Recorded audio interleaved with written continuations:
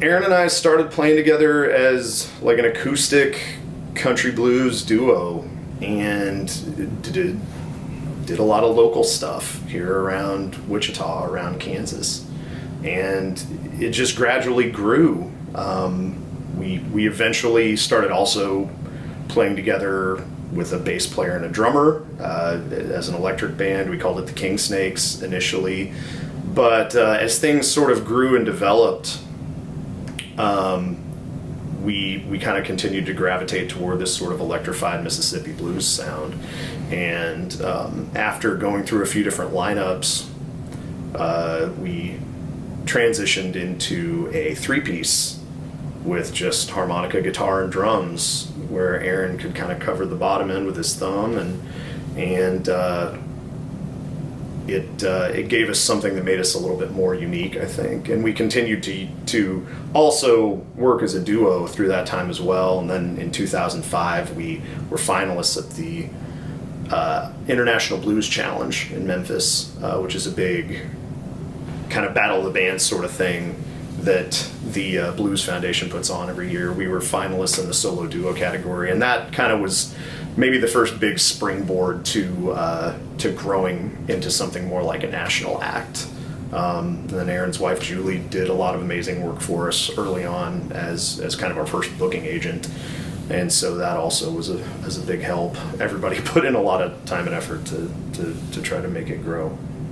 I've always thought that there's a lot more going on here musically than people give it credit for, and there's a lot more great artists that are here and have come out of Wichita over the years, and so I've got a lot of pride in that. And also just being from Kansas, being from Wichita, this is my home, this is where I've always lived, and getting to go all over the world, having played in 23 countries, played almost all over the US, you get to see a lot of things, and there's a lot of great places, but this has always continued to be a great place to come home to. And so to be able to go out into the world and represent Wichita and Kansas as a whole, and show people that there are some amazing artistic things going on here, and that there is some great music coming out of here, I think has been very important for me. I think it was important for all of us. And it's been a tremendous honor to be able to do that. We had a lot of great times over the 15 years in this band, and we got to do a lot of amazing things. We got to play festivals in Europe in front of thousands of people.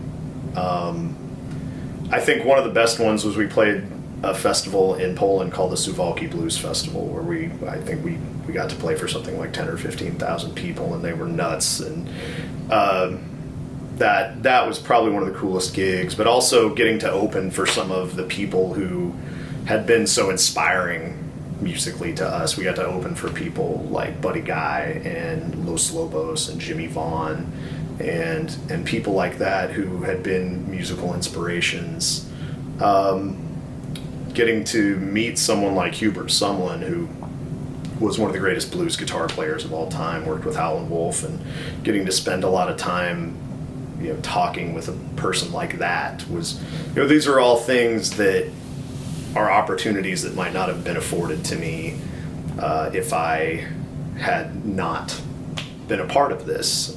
Getting to play the cotillion, for one of our album release shows, and actually being able to draw multiple hundreds of people out there was a pretty amazing experience. To get to represent our hometown and our home state, in as many places as we did as well was pretty cool. Again, I just can say that it's a tremendous honor to be there, to be enshrined with so many other artists for whom I have so much respect. Like everything from absolute legends like Big Joe Turner and Count Basie and Mike Finnegan to people I've known personally who've been big musical inspirations and influences, people like Cliff Major and the guys from Split Lip Rayfield, or Lee McBee, who was a huge musical mentor to me. I can barely even put that into words, what that means. And all I can do is just say a tremendous thank you to everyone who thought enough of the music that we made to see fit to include us.